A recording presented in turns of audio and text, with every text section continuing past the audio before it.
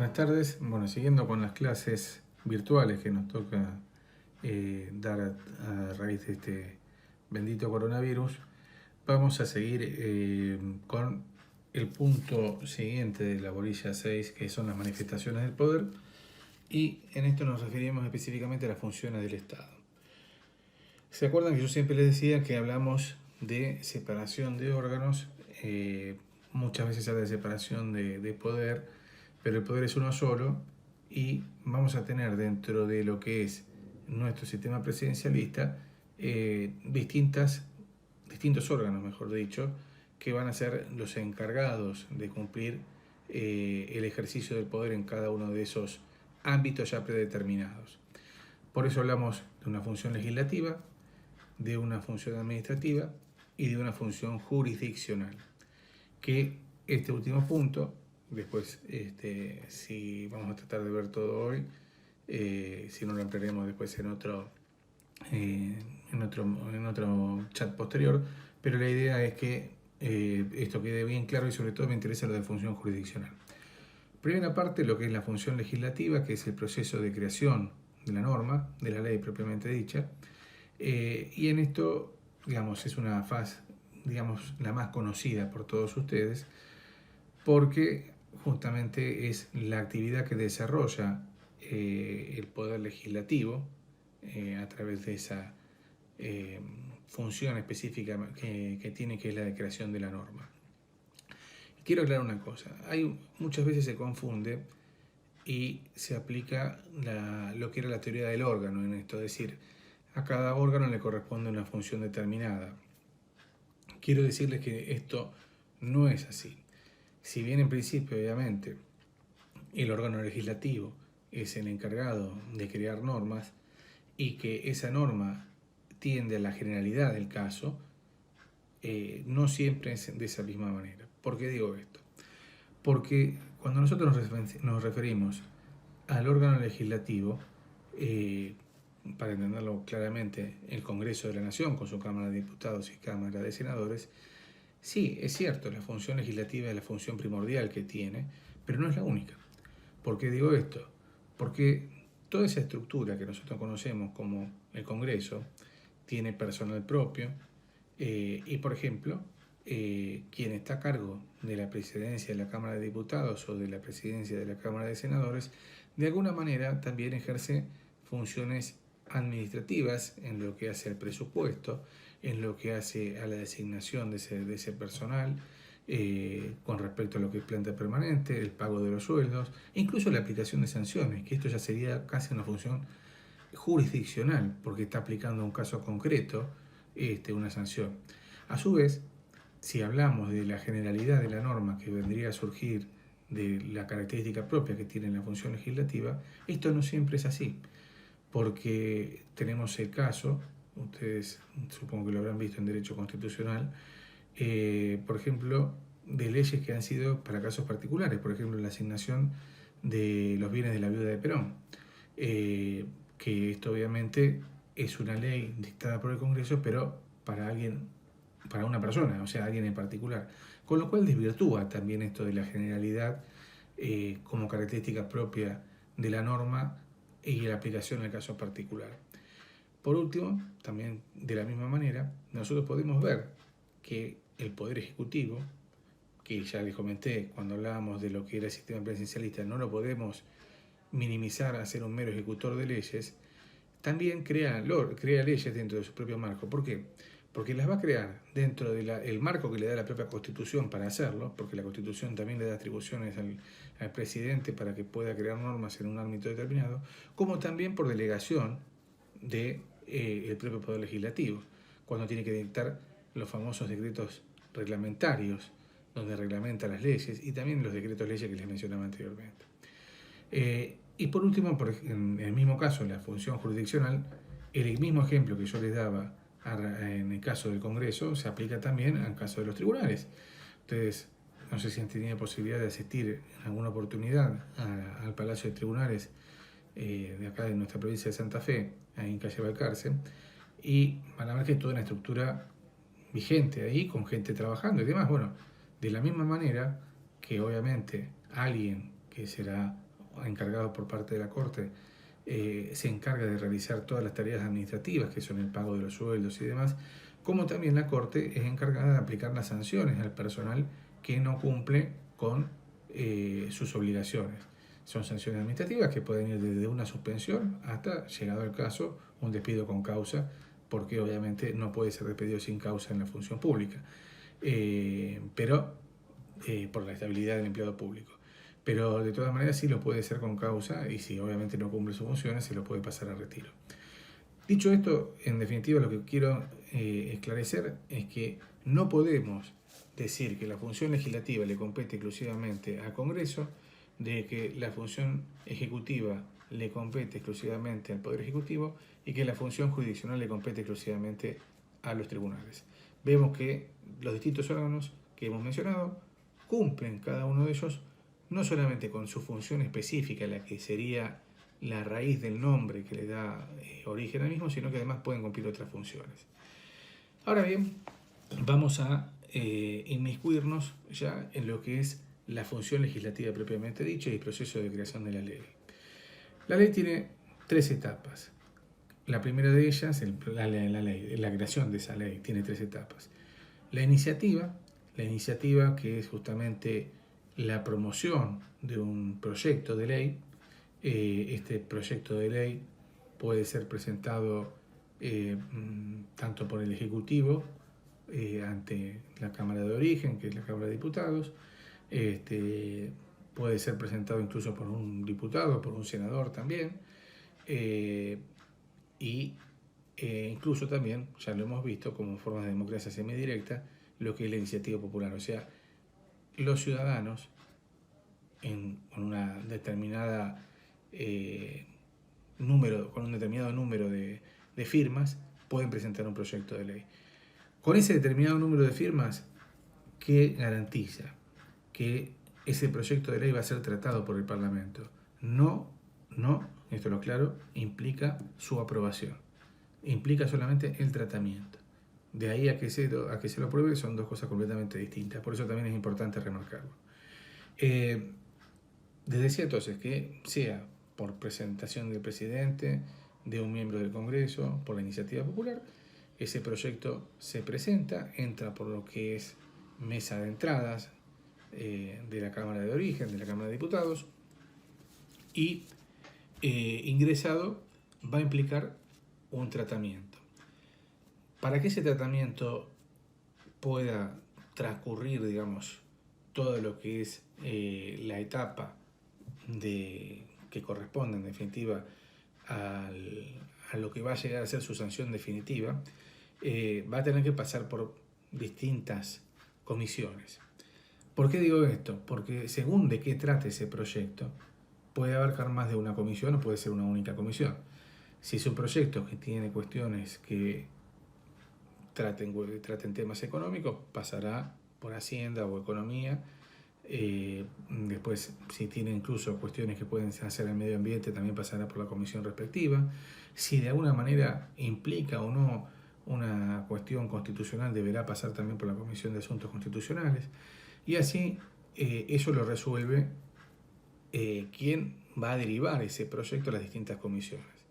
Incluso si quien lo derivó en el tratamiento por parte de una de las comisiones se considera que debe ser tratado por otras las comisiones, el presidente de esa comisión lo puede derivar a otra comisión.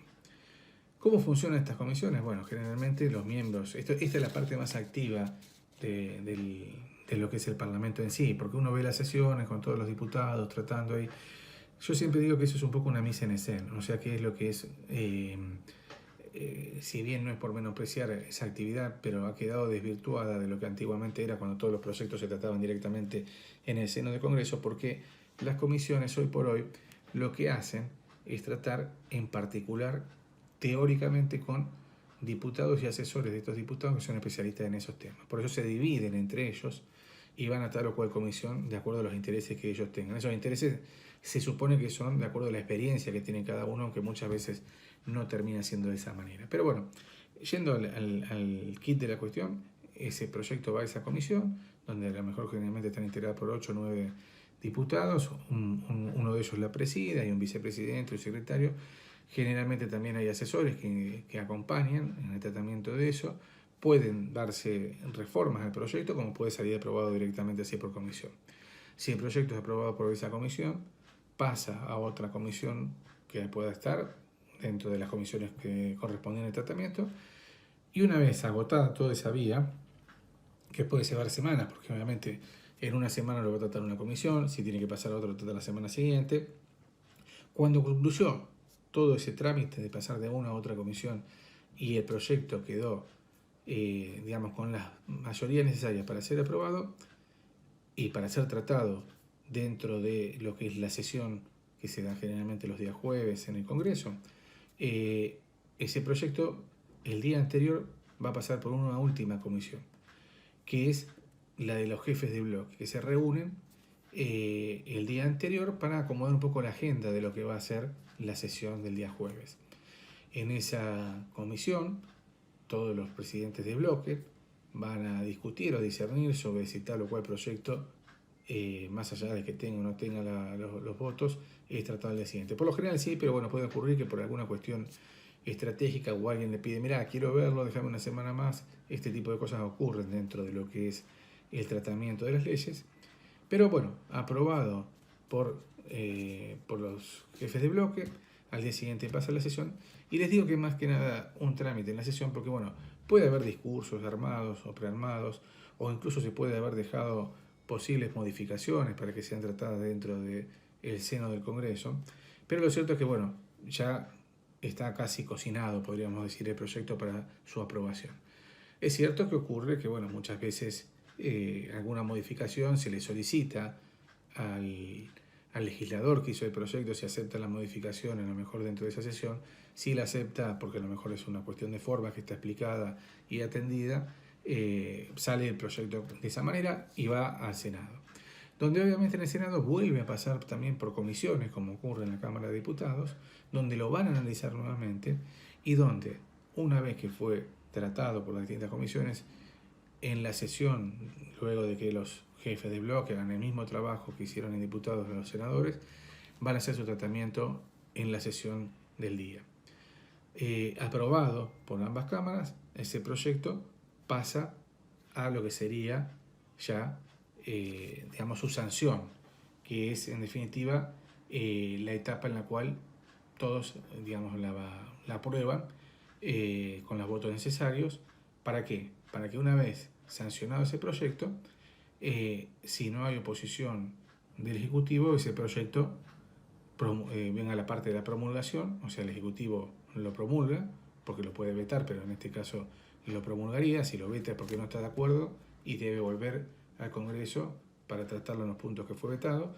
Y si es promulgado, ya directamente con esto quedaría aprobado ese proyecto de ley.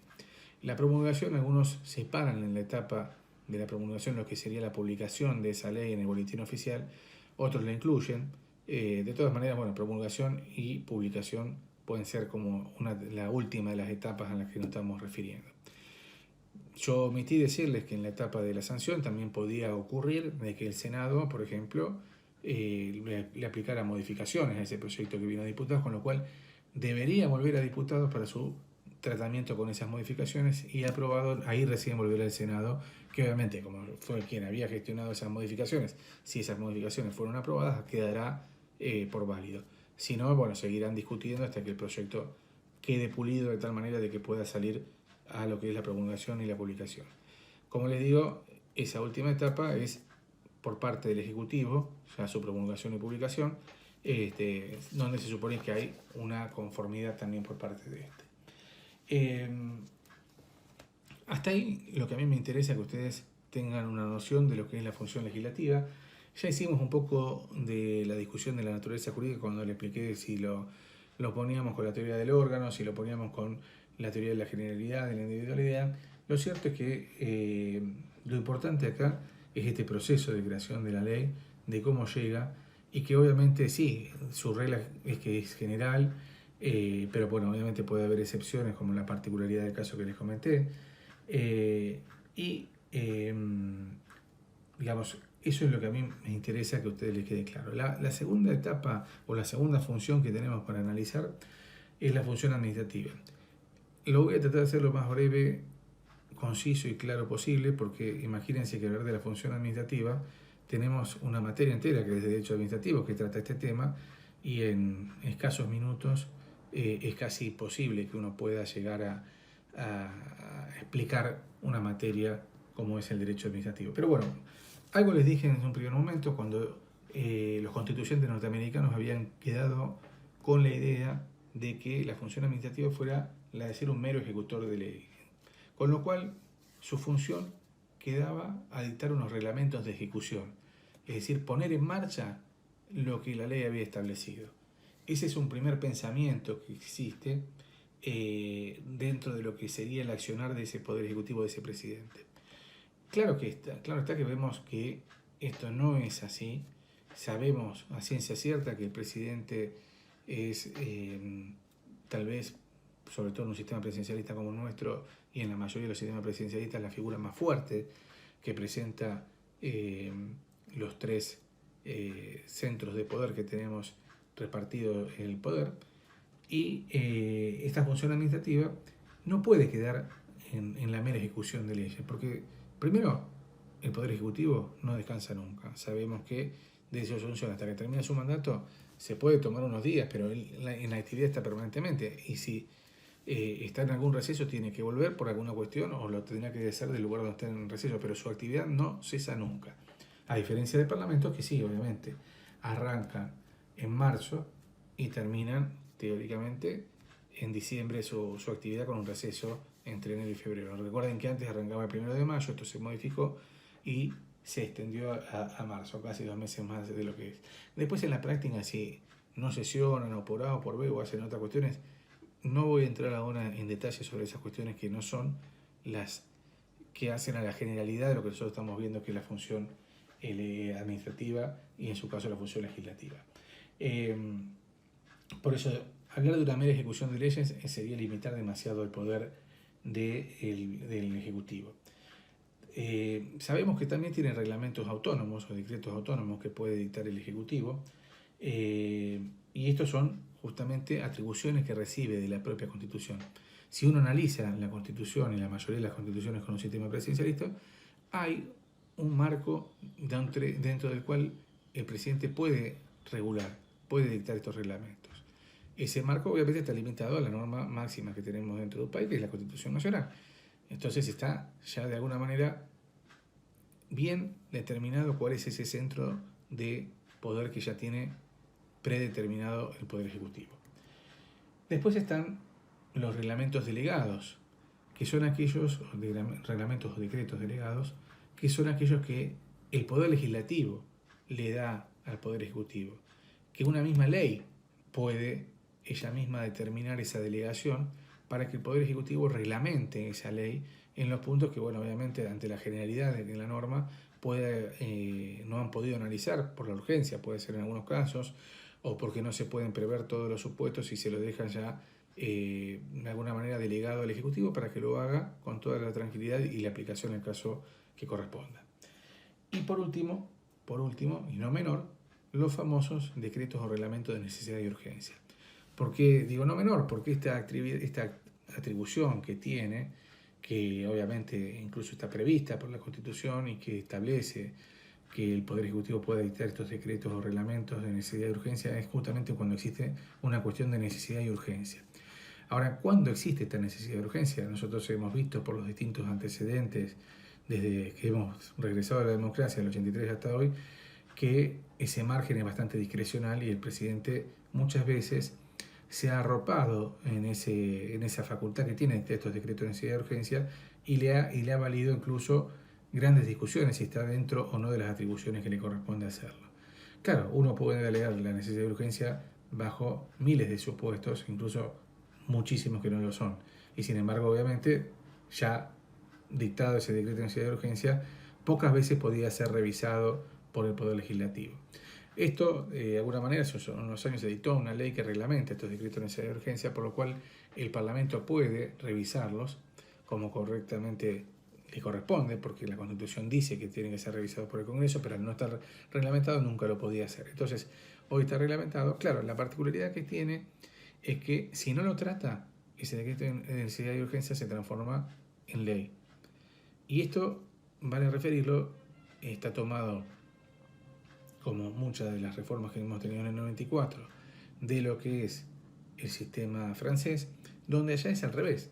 El no tratamiento por parte del Congreso de un decreto de necesidad y urgencia implica su derogación. Por eso digo que tiene cierta picardía también, porque si uno cuenta con las mayorías necesarias para que ese expediente sea tratado, no va a tener ningún inconveniente en su aprobación en el Congreso, aunque en realidad, como decimos siempre, eso tendría que tener una objetividad mayor, no alcanza solamente con esta facultad de revisarlo o no por parte del Congreso, sino analizarlo debidamente como debe ser este decreto. Si obviamente corresponde o no corresponde a su dictado, si es beneficioso o no beneficioso, que es lo que debe hacer una correcta separación de órganos y por parte del legislativo su estudio a conciencia. Pero bueno, es un detalle que quiero marcárselos.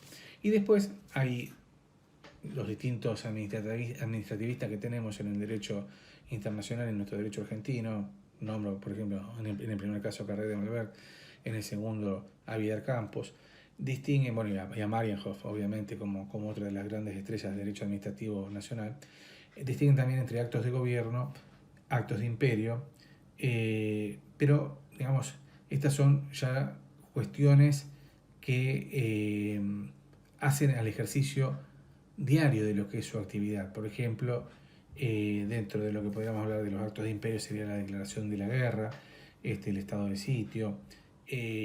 No quiero entrar en un detalle pormenorizado de esto, porque no les quiero confundir demasiado en lo que es un acto de gobierno, un acto de imperio y demás, porque es algo ya que corresponde más a lo que hace el derecho administrativo. Me interesa, sí, que les quede claro por lo menos estos decretos y estas atribuciones que tiene derivadas de la Constitución, o sea, como propias el Poder Ejecutivo, y aquellas que son derivadas del Legislativo, y entender un poco lo que son los decretos de necesidad y urgencia.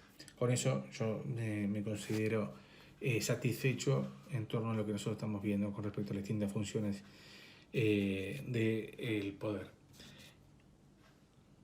Un último que nos queda, y este es el más importante, y ya para luego con esto terminar la clase de hoy, es la función jurisdiccional.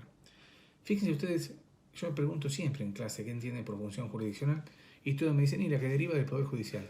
No, ahí es donde quiero remarcar la primera cuestión. La función jurisdiccional es mucho más amplia que la función judicial propiamente dicha. ¿Por qué? Porque, primero, para entenderla, vamos a explicar un par de conceptos. Acá estamos aplicando la actividad del Estado a un caso en concreto y sobre un derecho ya existente. Por eso se habla de una actividad secundaria. Calamandrei, justamente uno de los autores procesalistas que nos remarcan justamente este carácter que tiene, es secundaria porque obviamente el órgano judicial va a sustituir la actividad del Estado en la aplicación al caso concreto de la norma. Y segundo, es una función declarativa, porque está declarando la existencia de un derecho preexistente, valga la redundancia. No lo crea el derecho, sino que lo está aplicando, a diferencia de lo que ocurre en la función legislativa que crea el derecho. Aquí aplica un derecho a un caso en concreto. Ahora bien, ¿por qué yo les decía que es más amplia que la función judicial propiamente dicha?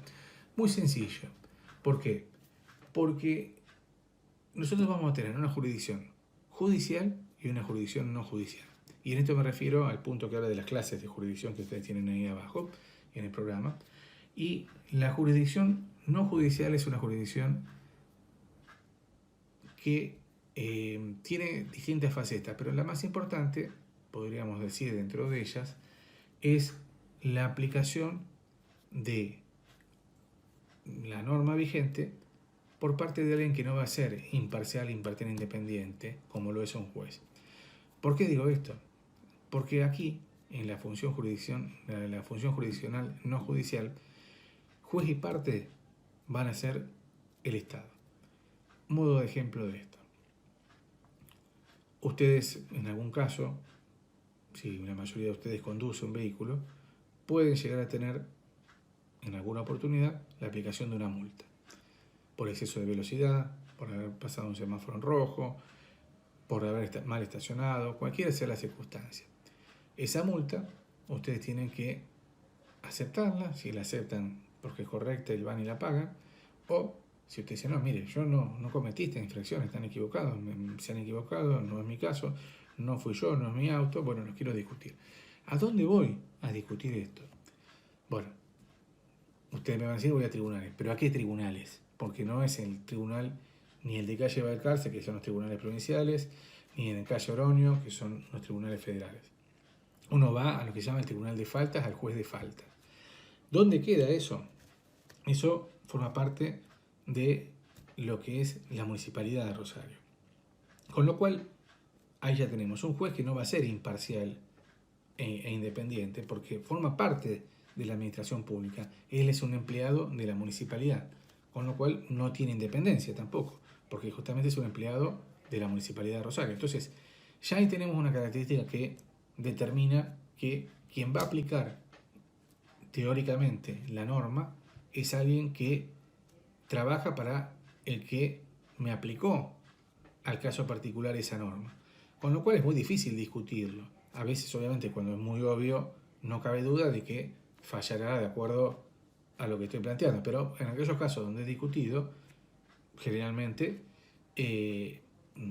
tenemos la de perder, para ser claros. Esto ocurre también, por ejemplo, cuando uno quiere discutir la aplicación o el costo de una tasa municipal, de un impuesto en la AFIP, de un impuesto provincial en el API. Son todos organismos administrativos que van a depender en un caso de la municipalidad, en otro caso de la provincia y en otro caso de la nación. Entonces, cuando yo voy a discutir con ellos, hay que tener en cuenta que llevo las de perder, porque quien va a resolver es empleado del órgano que me aplicó a mí la multa, la sanción o el impuesto que estoy discutiendo. Por ende, esa jurisdicción, la primera cuestión que tiene que tener es que no sea definitiva. O sea, que yo termine de discutir y me quede abierta, me quede expedita la posibilidad de ir a la jurisdicción judicial. O sea, donde ahí sí voy a tener un juez imparcial, independiente, que va a resolver porque no forma parte del mismo poder, del mismo órgano que me aplicó la sanción o la multa o el pago de la boleta de impuestos que yo estoy discutiendo. Con lo cual ahí tenemos justamente esa independencia en segunda instancia. Pero ¿cómo logro yo llegar a esa jurisdicción judicial? Bueno, es fundamental tener en claro que para llegar a la jurisdicción judicial debo haber agotado previamente la jurisdicción no judicial. Y, profe, ¿qué me quiere decir con esto? Si yo fui al juez de falta, el juez de falta me aplicó la multa, ¿y qué hago? ¿Me quedo con la multa? No. ¿Qué tenés que hacer? Tenés que ir a discutirla con el órgano superior, será con el secretario de tránsito. El secretario de tránsito seguramente avalará lo que dijo el juez de faltas. Y ahí termino, ¿no? Tenés que terminar el recurso ante el intendente. Ahí sí, cuando el intendente ya ratifica lo expresado tanto por el juez de faltas como el secretario de transporte, en ese momento queda expedita la vía judicial para yo ir a discutir esto frente a alguien que teóricamente lo conocemos los bemoles de la justicia argentina, con independencia para resolver sobre esta cuestión. Por otro lado, en lo que hace a un reclamo, por ejemplo, administrativo, en el API ocurrirá lo mismo. Yo voy a discutir al API el pago de un impuesto determinado, una tasación, una evaluación que han hecho sobre inmueble, y no estoy de acuerdo con lo que se hizo, lo discutiré primero ante el que sea el jefe del API, luego tendré que ir al secretario o al ministro de Hacienda, luego al gobernador, y ahí me queda abierta la vía judicial para poder seguir discutiendo. Y lo mismo a nivel nacional con la AFIP. Cualquier impuesto que yo quiera discutir, digo que está mal liquidado o lo que sea, también lo voy a discutir en la AFIP. Luego puedo tener, ahí es un poco más complejo porque me da dos vías administrativas, una seguir directamente ante un órgano propio, un tribunal que se creó específicamente para discutir estas cosas y ya no puedo ir a la vía judicial, pero digamos, para seguir con lo que sería nuestra explicación más lógica, después ya lo van a ver en tributario específicamente, es agotar acá también ante el superior y ante toda la administración pública, y ahí me queda expedita la vía judicial para ir a discutir esto. Entonces es importante que se entiendan, o sea, la jurisdicción no judicial generalmente todo lo que es la vía administrativa. También hay jurisdicciones especiales, como por ejemplo la militar, que se rige por el Código Militar. En todos los casos tengo que agotar la discusión en ese ámbito para yo poder después ir a la justicia, o sea, lo que es la jurisdicción judicial, a discutir verdaderamente cuál es la aplicación correcta o no de la norma que se hizo en mi caso en particular. Pero sí o sí tengo que haber agotado esa vía administrativa previa para poder llegar a la jurisdicción judicial. Espero haber sido claro porque esto es tema de examen. Si no me consultan, como siempre, me mandan un mensaje, un mail, lo que quieran, estoy a su disposición. Por último, después lo vamos a ver en cada uno de los países, pero bueno, ustedes saben que tiene que ver también acá porque forma parte de lo que es la función jurisdiccional, el control de constitucionalidad. El control de constitucionalidad en nuestro sistema es un control donde generalmente cualquier juez puede entender en lo que es la aplicación o no de una norma constitucional y declarar la inconstitucionalidad de una norma. Es decir, si yo planteo que tal norma es inconstitucional, obviamente el juez podrá expedirse o no, entendiendo si la misma lo es en su caso o no en otro caso. Esto obviamente será revisado por una cámara, que será la Cámara de Apelaciones, que también se puede expedir, y cuando llego a la Corte será la última instancia y ahí ya genera un precedente. Este precedente significa, en definitiva, que esa ley que fue declarada supuestamente inconstitucional no se va a aplicar más. En realidad, por el momento sí, porque la conformación de la Corte que tenemos hoy en día, si ya se expidió en tal sentido, no tiene prácticamente ninguna validez ir a discutir nuevamente esto en otro juicio, porque ya se expidió la Corte y ya sabemos que hay un fallo de la Corte y todos los jueces de alguna manera de índole inferior lo van a acatar. Ahora bien, ¿se abroga, o sea, deja de existir esa norma? No. Entonces, ¿qué puede pasar? De acá a 20 años, si esa norma sigue vigente, quedó de alguna manera entre los papeles guardada, y alguien quiere plantear nuevamente con su validez constitucional, podrá hacerlo y tal vez esta nueva conformación de la Corte diga que esa norma ahora es constitucional cuando antes la había declarado inconstitucional. ¿Por qué? Porque no existe abrogación de la norma, o sea, la norma no desaparece. En cambio, en Europa, con los sistemas parlamentarios, esto es distinto. ¿Por qué? Porque podemos tener un control jurisdiccional o un control judicial, si se quiere mejor dicho, o un control político. Y además también podemos encontrar un control dentro de ese control judicial especial o un control amplio. ¿Qué quiero decir con esto? Para que ustedes lo entiendan de la mejor manera posible. El control judicial en los sistemas parlamentarios lo hace generalmente un órgano específico. ¿Qué significa esto? Si yo planteo la inconstitucionalidad de la norma, apenas llega a ese juez de primera instancia que va a entender en la cuestión y hay un planteo de inconstitucionalidad, lo va a derivar directamente al Tribunal Constitucional que se crea para tal efecto. Ese tribunal va a analizar exclusivamente si la norma es constitucional o no. Analizado eso, vuelve al juzgado de origen, quien obviamente resolverá la cuestión de fondo de acuerdo a la declaración de inconstitucionalidad que hizo ese tribunal. Lo que sí es importante tener en cuenta que si declara la inconstitucionalidad, esa norma acá sí se abroga, deja de existir, directamente no existe más. Esto es importante porque de alguna manera marca cómo es ese control en Europa a diferencia del nuestro. No vamos a tener un control ejercido por los distintos estamentos judiciales que vamos a tener hasta llegar a la Corte, sino que lo va a hacer un tribunal específico. Y tampoco es la Corte, también esto lo quiero remarcar, porque la Corte, generalmente en los aquellos países que tenemos una Corte, tienen la Corte y el Tribunal Especial Constitucional, que es este tribunal que se dedica a analizar justamente la constitucionalidad o no de lo que es la norma. Por eso ese control es un control judicial especial, a diferencia de nuestro control judicial, que es un control amplio. Donde, bueno, cada juez obviamente, como vimos, lo hace, y esto viene, lo aclaro, porque si bien ya lo deben haber visto en Derecho Constitucional, de aquel célebre fallo del juez Marshall, que era Maduri contra Madison, donde ahí se refirió específicamente a ese control de constitucionalidad y que cada juez lo podía hacer. En cambio, ese control especial que tenemos, que refería recién, típico de los sistemas europeos parlamentarios, nada tiene que ver con ese control amplio que nos dio el juez Marshall en definitiva como antecedente, sino que, bueno, por ejemplo, en el caso de Alemania hay un tribunal constitucional especial que es ese al que se le deriva, como yo les decía recién, el estudio de esa norma, dentro ¿sí? del marco de lo que es la cuestión poder judicial, para ser claros. También en el caso de Italia ocurre exactamente lo mismo, y la mayoría de los países tienen este tribunal constitucional que se caracteriza justamente porque, en realidad yo le decía, el Poder Judicial no llega a ser parte del Poder Judicial, es que es como que no estuviera dentro de ninguno de los poderes, por eso le decía que también existe una Corte Suprema. Es un órgano específico que se va a dedicar a resolver las cuestiones de inconstitucionalidad. Uno podría decir que casi judicial, pero bueno, está ahí a un costadito. Y hay otro que lo tiene justamente en nuestra bendita Constitución francesa de 1958. Fíjense ustedes, y está bueno que vayan tomando nota de cada cosa que yo les fui diciendo de la Constitución francesa de 58, porque ya les sirve como antecedente cuando tengan que hablar de esa Constitución en particular, que es un control político. ¿Por qué es un control político? Porque primero, ¿cómo está integrado?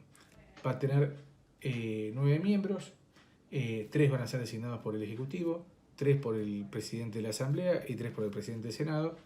Y a su vez, esto es importante remarcarlo, todos los expresidentes integran este Tribunal Constitucional Especial. ¿Por qué? Porque es de alguna forma de darle cierta relevancia a quienes fueron presidentes, también de alguna manera de sacarlos del ruedo político y ya dejarlos con un cargo vitalicio, que es justamente integrar este tribunal. En Italia tiene algo similar, también agéndenlo para después, donde los expresidentes, a diferencia de integrarse a un tribunal, van a ser miembros del Senado vitalicios. También es una forma de sacarlos del ruedo, no restarles importancia, pero sí que no pretendan la reelección indefinida, como ya tenemos antecedentes en ese caso y conocemos bastante. Pero ¿qué particularidad tiene el control político aparte de su integración en Francia? Bueno, yo les comentaba antes que en el caso de los otros países europeos, la norma ya se había dictado y viene el planteo y ahí el juez que lo trata lo manda a ese tribunal específico. Acá se va a sancionar la norma. Recuerdan que, como cualquier proceso legislativo, vendría la promulgación y la publicación. Bueno, antes de la promulgación y la publicación, la norma va a este órgano. Este órgano va a estudiar si es constitucional o inconstitucional esta norma, previo al dictado de la misma, y en caso en que la considere inconstitucional, esa norma no va a entrar directamente ni en vigencia, se abroga directamente. O sea, es previo, a diferencia del otro que es posterior, es especial porque lo va a hacer un órgano específico, a diferencia del otro que, bueno, decíamos que era casi judicial. Esto haciendo una diferenciación entre los dos controles constitucionales que tenemos en Europa, ¿no es cierto? El francés y el resto de los países europeos. Y en el caso este de francés, implica que justamente esa previsibilidad ni siquiera entra en discusión. O sea, en Francia no hay discusiones sobre si una norma es constitucional o no. Si ya pasó este trámite, ya no se discute más. Ya es constitucional. Y por otro lado, si no, directamente queda sin entrar en vigencia. Bueno, eso es un poco la explicación de los temas del día de hoy, con lo cual por hoy estaría cerrado ya el temario. Me interesa fundamentalmente en lo que es este último punto, entender específicamente lo que es el control de constitucionalidad para saber explicarlo e incorporarlo muchas veces, porque yo me doy cuenta que en los exámenes por ahí les falta eso, de que estos pequeños temas que uno los da a veces por separado, no aplicarlos, y en el examen yo les pregunto, por ejemplo, Francia, incorporar también cómo es el control de constitucionalidad como una de las cosas características y propias de ese régimen. Por otro lado, la función jurisdiccional también es tema de examen, y me interesa también que mínimamente lo que les expliqué de la función administrativa sepan explicar esos decretos o reglamentos que hacen en entorno a la actividad que ejerce un presidente en un sistema presidencialista. Bueno, nos vemos la próxima, saludos y a su disposición.